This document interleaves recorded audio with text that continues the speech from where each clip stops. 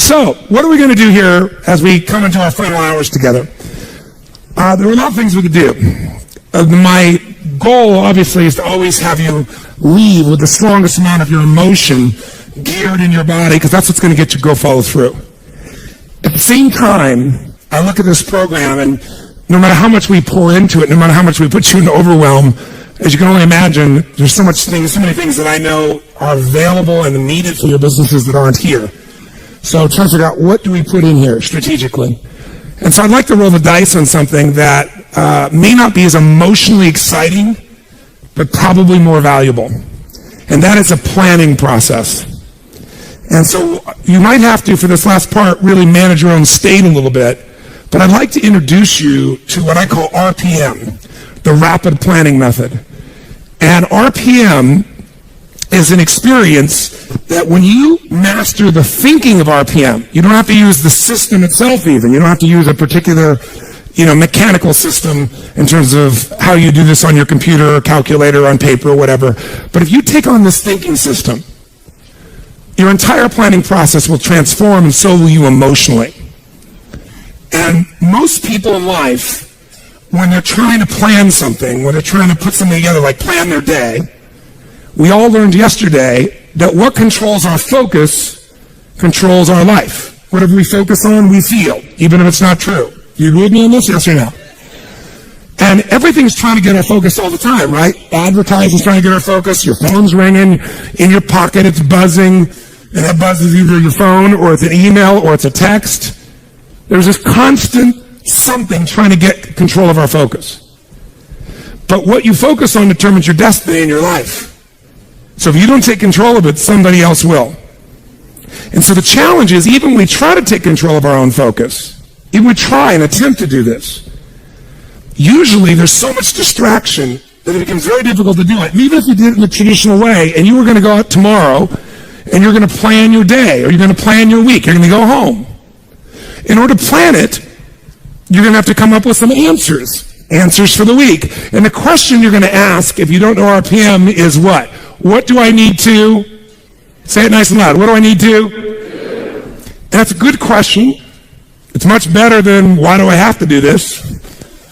It's much better than, what the hell do I do? A few modifiers around that language and you'll feel very different, won't you? So when you ask, what should I do? The answer you're going to get is usually based on whatever is most pressing on you at that moment. And what tends to press us is either something painful, right? Right now I got to do this, because if I don't do this, something's going to happen. Or something that we want, something pleasurable. Is that true? Or it could be our own sense of vision. But that's usually the last thing that we focus on. How many agree with me on this? Say aye. So let's say, for example, someone keeps coming to you and goes, I need this, and I need this, and I need this. And they do that in the form of your text. They do that in the form of a phone call. They do that in the form of an email. They do that in the form of walking up to you and go, hey, Tony, can I ask you a question? And right in that moment, they're coming to you and they're asking for the most valuable thing you have in life. Your focus. Because out of your focus, you're going to put your attention, your energy, your intellect, your emotion, your thoughts, your lifeblood. And the way you invest focus is the way you invest thought, feeling, emotion, and life. And wherever you spend that focus is going to determine what you end up with in this life and what you're able to give in this life. So focus, bless you, is the single most important component you're going to learn to take control of. And most of us are not very good at this. Primarily because the culture has conditioned us to respond to what we need to do. And when you're coming up here, Dr. Ruth here in front of me, and she goes, Tony, what do you do right now is being dictated by the environment, not necessarily by what is most important for me or my mission or my direction or my life. Now in a seminar, it's appropriate most of the time because this is what I'm here to do. But even in seminars, sometimes I have to say, can I get back to you in a moment? Because I have to do this because I'm also running this damn thing. I'm not just on stage, right? So the combination makes me have to look at it. And there's an army of people back here running it, and I got to help them, or they got to help me, and a lot of moving parts. So sometimes I got to stop and not let you take my focus, even though I'd like to give it to you. But if I were to ask, what do I need to do? I'm going to get a certain quality of answer. Let me give you an example of what I mean. True story. President, I won't go any deeper than what I can reveal without being disrespectful in any way, shape, or form. I would never do that. But it's a known fact, because it got out in the newspapers. There was a stage when President Clinton called me. And when he called me, he literally called me up and said, and I'd known him for a little while and worked with him prior, but he called me up and said, they're going to impeach me in the morning. What should I do? And I kid about it today. I said to him, well, could you have called me sooner? But what truthfully I said after that was, I can give you my answer to that question, but I don't know if that's really the question you want to answer. Because the answer, what you should do, requires a different question to be asked first, which is what's most important to you. Because if what's most important to you is to stay in office, then obviously you should just keep doing what you're doing, because even though they'll try to impeach you, they won't have enough votes, and you'll stay in office. But if your outcome, what do you want? What's your outcome? What's the result you're after? That changes what you do. If your outcome is to regain respect from mothers, fathers, what they can say to their children about the President of the United States, then based on that, you might have to do something different. And I said, it's easy for me to say, because I'm not in your position, and I'm not facing an inquiry in the legal side. And he said, yeah. And I said, but you're also a lawyer. You certainly know the law. And I said, you know what you can say. He goes, yeah, well, you have somebody coming at you, stars coming after me. He's trying to do this, trying to do that. I said, I know that. So I'm not telling you what to do. You're just asking me what to do. I won't tell you that. First, you got to tell me, what do you want?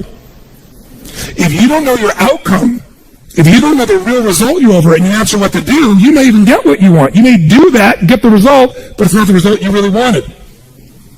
That's, again, the difference between strategy and tactics, isn't it? Which is one of the single most important lessons I hope we got across to you this week. So, you got to learn to ask a different question than what to do, because how many of you found out that it doesn't matter what the day in your life is? If you really write down everything you got to do, there's no way in hell you could do it all. How many agree with me on this? Raise your hand and say aye. So, most of you start out in the old days with a little time management book and you used to write down all your to-dos. Right? How many used to have one of these? Right? You write down all your to-dos, and then in the early days, you actually put like A, B, C priority maybe in the very beginning. Anybody get that? You know what to be able to do that? Separate them out so you focus on the priorities, and then maybe even plan when you're going to do them in your day. And that lasted about how long? You still carried that book around with you in those days when it was on paper, remember that? But what it was your address book in those days, because you didn't have an iPhone, right? It was your calendar and your address book and a few crappy things you wrote down, but you never sat down and wrote the whole list out because you knew you weren't going to do it all, and you just felt like hell every day to rewrite it all. Who can relate to what I'm saying as being true? Say, ah. So when I only had one company run, I was just a kid, I went to one of those programs prior to the days of Franklin and Covey and all those guys. It was called the Time Bank. And we had this 3-ring binder like this. It was so cool, and it had its tabs and had my calendar in the front so I could schedule things, and have these daily little tabs so I could plan out the day and write my to-do list. And then it had my A through Z's in the back where I could file under people's names and things, all the details I needed. And then that was all the phone information, because there wasn't email in those days. And you carried around this little mini suitcase with these big rings, and it worked really cool. It was great. But I learned once I had 2 companies, and then 3, and then 4, and then 5. There was no way. My to-do list got bigger and bigger and never got to be done. And I found myself not writing it down, and then I found myself doing it in my head. I got a pretty good memory, but man, that was painful. I felt the shock of it all over again. Bottom line is, I said, there's got to be a better way. And I kept thinking, what controls our life is what we focus on. What we focus on, we feel. What we feel and focus on, we move towards. Wherever focus goes, energy flows. So wherever your focus goes, energy flows. So if I want to control my focus, the most powerful way is by asking what? Better questions. So I need to come up with a better question, because what to do is a painful question. And it's a stupid question very often. When you're starving hungry on the first day, what to do is obvious. Go get some food. But some of you, in spite of the hunger, and those who've never been in a program in my mind, the pissed offness with Tony Robbins that he would go so long, They went back, they go, but this is not right. And so they said, then go get some food. They go, no, but I don't want to miss it. Now, our fault for not communicating in advance, but the point of the matter is most of you decided what to do based on a larger outcome than the urgency of current pain. You decided, no, what's most important is to get this material, even if it's a little painful in the short term. I can eat a little bit. I'm hungry, but I can survive. I'm not in Africa. This is not the last meal that I've had for 6 weeks. There may be some body fat I could be burning in the next 2 hours while I'm learning. Who knows? You know, maybe. Maybe I'm not really dying. Maybe that's just the language I use, and the language I use is producing my emotion. People say they're starving. Really? Look in the mirror. Are you starving? No, I didn't say that to anybody because no one came up and said anything to me about it. That Tony. Oh, Tony, will you take a picture with me? Yes, of course, right?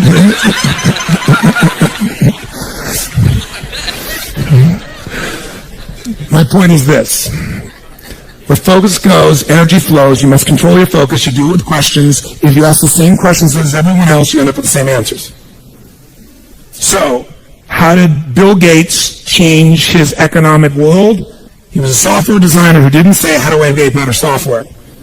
He asked, and got everyone else to ask, how do we become the intelligence that controls all computers worldwide?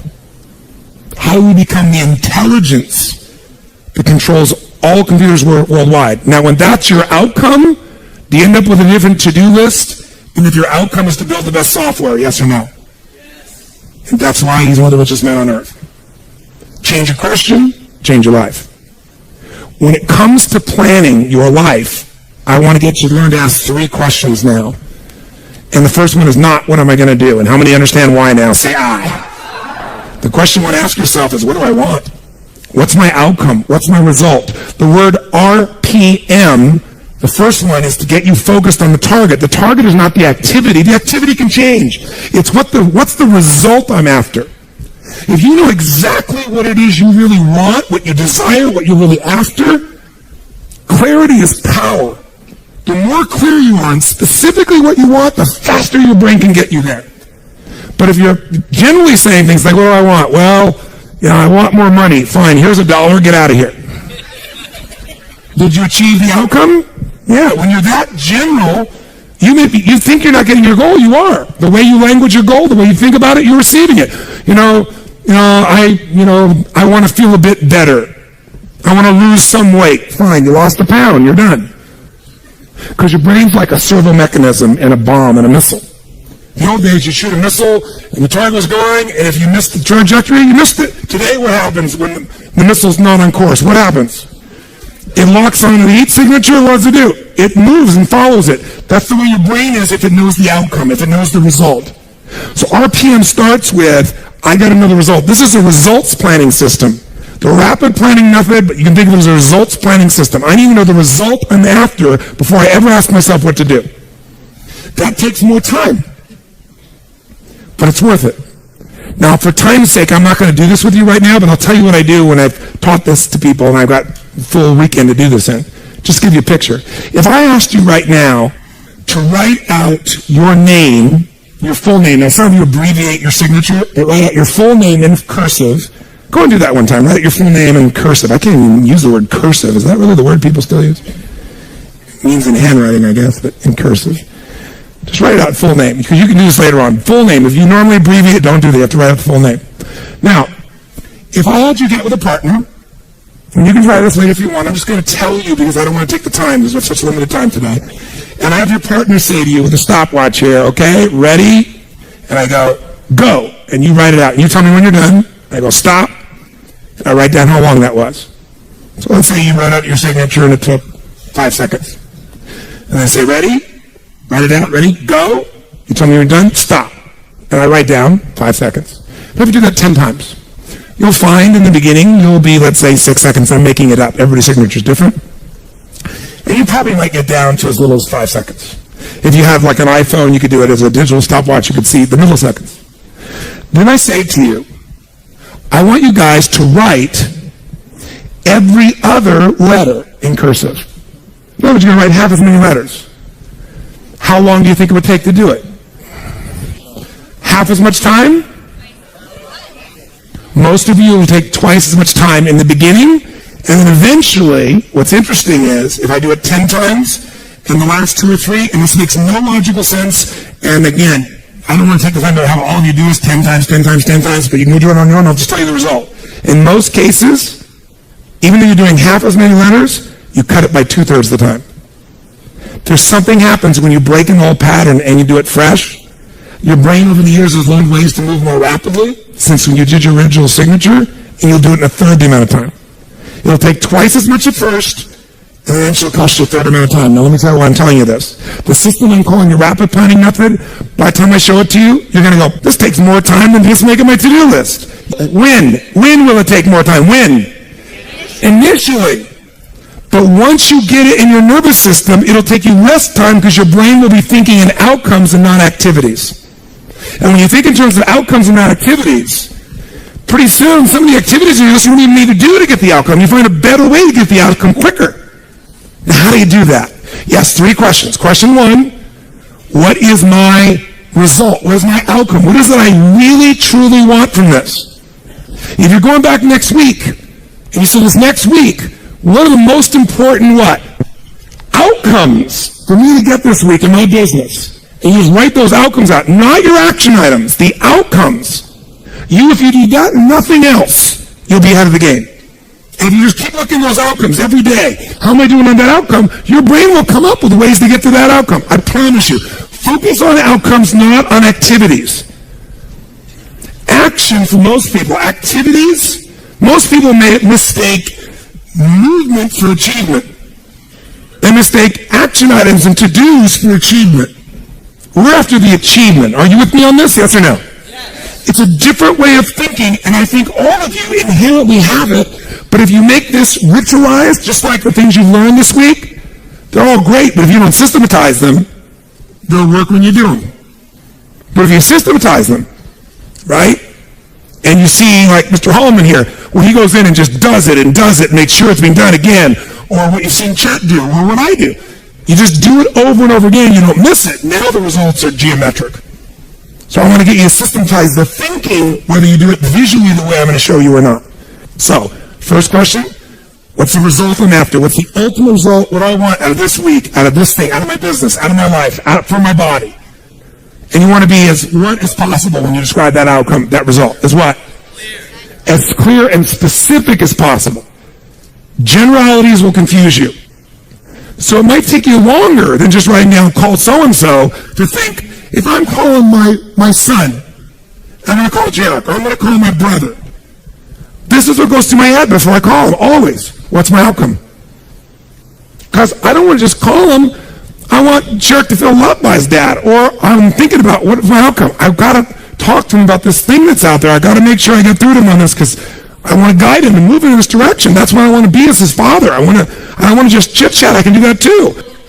If you think before every phone call, before every time you're planning your day, and you think before you have any meeting, what do you think the first thing I ask of anyone when we sit down in a meeting is? Okay, what are your outcomes? What are the outcomes for this meeting? First thing I want to know, because if I know the outcomes, guess what? A lot of meetings, they're done pretty quick. Because if I know the outcome, you don't have to go through all the activities to sell me on it. Just, that's your outcome? How do you want to do it? Sounds good to me. Rock. That's how you make a meeting productive. I know a meeting's productive not by the hours or time. Sometimes it takes longer to the outcome than you want, but I'm going to get the outcome. That's, by the way, what you see with me on stage. That's why my times vary. It's based on an outcome. I'm going to get that outcome. I don't give a damn whether it's the right time or not. I want to do it in that time, but I must deliver the outcome. How many get that? And by the way, how many like to have your company focused on outcomes, results, and not activities? Say I. People say all the time, well, did you get that done? Well, I left them an email. I left them a voicemail. I've sent them 3 emails. How many times you heard that? When that happens with me, I'm like, but I don't show it. I just like, really? Wow, that's fascinating. We'll explain about our culture. It's about getting the result. So I can help you if you can't think of another way to do it, but there may be 12 other things we might want to do. Maybe they don't have the answer. Maybe somebody else can give us the answer. The outcome was to get this information, not to leave an email or 12 or 3 voicemails. That will not do any of us any good. How many follow? Now, whether you get the outcome or not, whether you get that result, will be based, first, do you have clarity? And the second thing is, whether you got enough emotional juice to keep going after it when things don't work out. So the second part of RPM is the purpose. RPM, by the way, how many knows what it means when you increase the RPMs in a car? Anybody here? What does that do? It builds up what? Power, speed. Higher RPMs, you can explode through something, right? You can make something happen. So think of this metaphorically also, this rapid planning method, this result planning method. So it's rapid planning, it's a result planning. You want a results-focused, purpose-driven, massive action culture. That's what RPM stands for. It's how you build up power and you break through. But whether or not you get that result will be, are you clear and specific? But also, do you have enough juice when it doesn't work out? How many of you are going after an outcome in your day or in your week, and for whatever reason, you're not able to get it? The person doesn't respond, they're not there, the thing's not there, something interferes, somebody interrupts you. Who's had their plans interrupted? Raise your hand and say, I.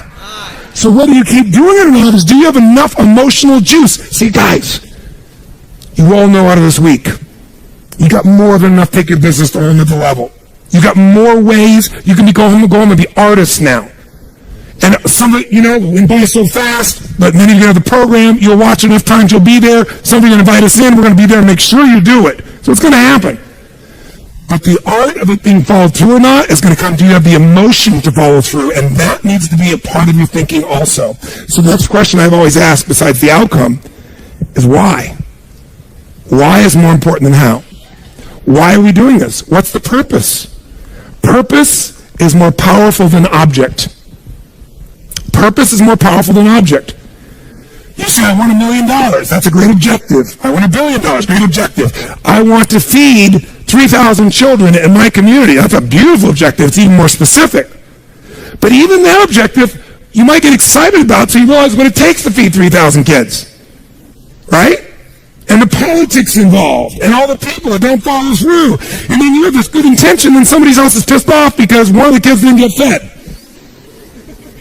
Right? And you did everything you know how to do. What's going to make you keep going? Purpose. Why do you want to feed those 3,000 kids? Why do you want to make that $1 million, that $1 billion?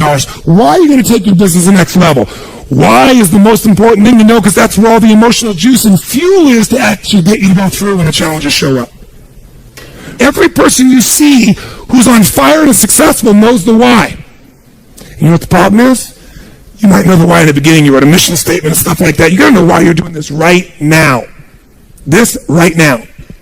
That's what's going to engage you and activate the why. You might have a why, but it's not active. How many follow the difference what I'm talking about here? Say I. Otherwise, that little law of familiarity shows up. You know, well, we're doing this because, and you repeat the why, but has no emotion behind it. See, if I take a stick pin, no, I don't see anything like that, but you know when a woman has a blouse and they have like a little stick pin in it? Let's think that stick pin is a word. And I take that stick pin and I throw it at you. Are you going to feel it? Barely. But if I take that little stick pin called the word and I wire it to the back of a giant iron bar called emotion, now I can take that stick pin and put that thing right through your heart. That's the power of why. RPM. R is the result, the outcome. What you're after, P is the purpose. It's the why. 80% of success is why. 20% is how. Get a big enough why, people will figure out how to do it. Yes. How many agree with me on this? Say I. So you better know your why. So, talking to the president, tell me something. What's your outcome? And then why? And once we know the why, we know what you're after and why, then the question is, how do we do it? We know what we're after, why, how do we do it? By the way, are there lots of hows to get to an outcome, yes or no? Yes. Are there many paths to get a result, yes or no? Yes. Some are more efficient than others. And you're not going to know. So you know what you do? You brainstorm out all the hows you can think of. All the things you could possibly need to do to get that result. And then you narrow it down to the 20% that makes 80% of the difference. And you'll find out you don't have to do that whole to-do list. In fact, wouldn't it be nice to write your whole to-do list and not do it and still get the outcome? How many prefer that? Say I. That's RPM. I love it when I don't do my to-dos and I got the outcome. That's the coolest thing in the world. You might have done one or two of them, but it's been learning selectively which ones are going to create it. But the only way I need that is to brainstorm out the M, the massive action plan. If I know the result I'm after, I know what it is I want. What's the outcome? What's the result? What do I want specifically, clearly? And I know the why, and the why's got to move who? Who does the why have to matter to? Everybody around you. Well, if it's a why you're trying to get everybody to deal with, they got to have a why involved in it. But people do things for different reasons. People donate money for different reasons. Some of you donated money the other day here because you were moved by the experience. Some of you did it for connection. Some of you did it to contribute. Some of you felt guilty if you didn't do it. Somebody else did beside you. Or you have a lot of money and you feel guilty about it because you didn't earn it. I'm not saying anybody in this room, but that's how some people are. They inherited it, so they feel guilty. Some people do things to get their name up on the wall. Some people today do it anonymously and then tell everyone. Isn't it true? Yeah, just confidentially. That was me. You know? And everybody tells everybody that it's anonymous. They're doing it for significance. Some do it for connection. Some do it for contribution. I don't care why a person does it, but we do it. But if you're going to work with a group of people, you better make sure that why touches on all their needs. Does that make sense? Whereas you, whose why does it have to be? Whose why does it have to touch? Whose purpose does it have to be? Your own for you to be moved. So if you know the result and you know the purpose, now you need the M, which is the massive action plan. We also call the massive action plan the map. It's your massive action plan, your map. How are you going to get there? What are you going to do? And by the way, when you're crystal clear on what you want and you know why you want it, you can make a big map. You can brainstorm a million ways to do it. Not all your houses are going to work. That's why you make a whole map. And then go back and gradually asterisk the ones that are the most important and go hit those. You might get the whole outcome in the first two action items and get rid of your whole rest of your list. This is RPM. This is how I operate. Now, if you never did this on paper, you just did this thinking process in your head, you'll get invaluable resources. If you learn to put this on paper, it'll be more powerful because then your brain isn't racing and you can see it. If you make it into a system that you personally use, your productivity will explode. If you teach your whole company to do this, your company will go to levels you can't even imagine because everyone will maximize their productivity. And it is different than any other system in its essence because it causes a different focus with a different level of emotion, greater creativity as a result of that, and then it shows you how to leverage it all. Does this make sense? Yes. So, those three pieces, results planning, asking what question? What's the first question you're going to always ask? What do I really want? What's my outcome? What's the actual result I want? From this day, from this week, from this conversation, from this meeting. Doesn't matter what it is. If that's all you ever do, you're already practicing RPM at a fundamental level. But if you want to juice it up, you ask the second question. What's the second question? Quick. Why do I want it? Why? What's juicy about this? What excites me about this? What do I really want about this? If I'm going to call this person, why am I calling them? And you know what? When you get a stronger why, the action items change because you're in a different what? Who knows? A different what? Make that same call without any clear outcome and any clear purpose, or the outcome is get back to him. That's my goal, get back to him. What's going to be the quality of the writing or the phone call or the vocal quality when you're getting back to somebody? Versus if you know my outcome is to make sure they feel like I am so in their corner that I'm here to make sure their needs are completely met, more than they've ever met by any person they've ever spoken to on the phone before, and I am here for them and they can count on me. Why? Because that's who the hell I am. Because when people deal with me, they have found someone like no other human being they've ever dealt with, and I am a source they can count on. That's why I don't have to go chase 8 million new clients. That's why they stay my client for 17 years and pay me $1 million a year to talk to them on the phone once every 10 days for 10 minutes and see them 3 times a year for an hour. And I get a piece of the upside, so sometimes I get a couple $1 million for that. Why would somebody pay you that kind of money? Because when my guy calls me, he gets delivery he can't get anywhere else on the face of the earth. So I pride myself in that. And by the way, that feels juicy to me. It meets my need for contribution, for my need for growth, my need for significance. I'm the best at what I do. My need for certainty, I deliver. And it's variety. Who the hell knows what's going to happen when I pick up this phone? It's different every time. Because the market's changed, something's going on. How many follow? Say I. It's a very different thing than, I'm getting back to my client. Right? And the way you're going to come across is different. And everybody will go, wow. And in life anyway, by the way, the people who are the very best on earth that get paid everything like 100 times more than everybody else, they're just a little bit better than everybody else. It's like, a bear's chasing you. I don't have to be that fast, just that much faster than you. Right? In life, you just have to be a little bit better than everybody else, and you get all the rewards. And that little bit better, to me, is RPM. Okay? Now, RPM is also a visual chunking system. Visual way to chunk. Remember the other day when I showed you this little concept of this chunking system? Where, you have this to do, and this to do, this to do, I gotta do this, I gotta do this, and this, and this, and I gotta do this, and this, and this, and this, and I gotta do this, and this, and this. By the way, this is what happens when you ask yourself, what do I gotta do? Which I'm going to show you, you should still do. You should ask yourself all things you do and write them all out. And then when you read it all out, you look at this and you step back and you say, okay, but what do I really want? What do I want out of this project? What do I want out of this day? What do I want out of this week? What's the most important outcome I can get out of this day, this week, this project, this element? What result do I want? And you go, well, I see this and this relate to that, but you know what I want this. Oh, if I want this, then this and this and this and this and this and this and this and this all fit into that targeted outcome. How many follow?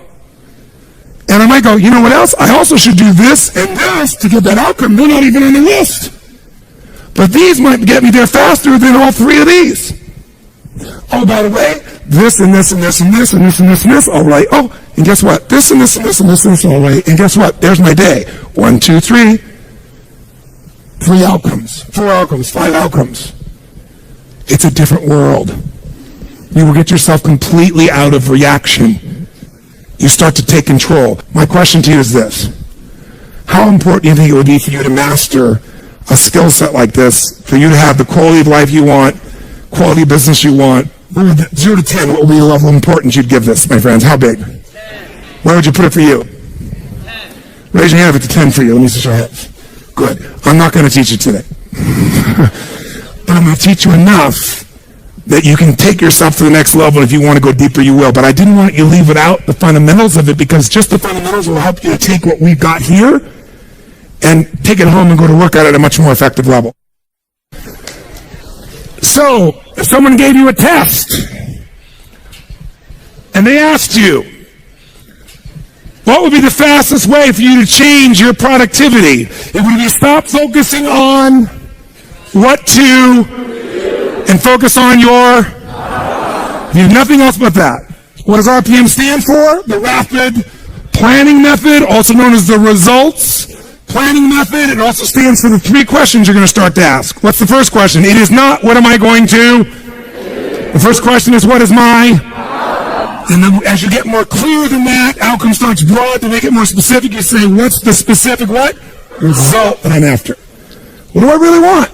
What's my outcome? What's the result? So usually I start out with outcome because it's broad, and the result makes you make it even more specific. Okay? Start broad, get more specific. And by the way, writing that down, you might write your outcome and scribble out and rewrite it a few times so you got something that really grabbed you. That takes more time than just writing a to-do down. But it's time well wasted, if you want to think of it as wasting. And pretty quickly, by the way, you know what you're going to find out? There aren't that many outcomes you're after in life. Lots of activities, not that outcomes, and pretty soon it'll be a shortcut. Just like rewriting your handwriting, you won't just cut the time in half, it'll cut it by 2/3, because you'll know right where to go. That's what starts to happen. You start developing what I call pathways of power, where you know, this is what I do, this is how I do it, this is how I get to that result. And most people have no clue how they get there. The second P stands for, the second question I ask myself is what?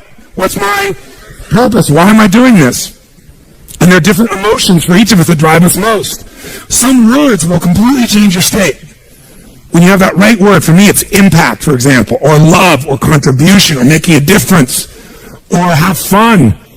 A couple things like that change the game for me overnight versus I have to.